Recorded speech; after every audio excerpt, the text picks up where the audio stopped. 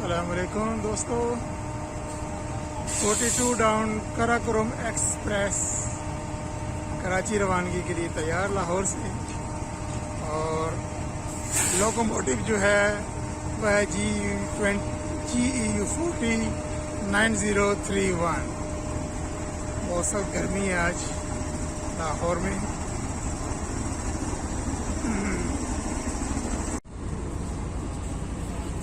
42 down Karakoram express timely departure Lahore से Karachi via Faisalabad.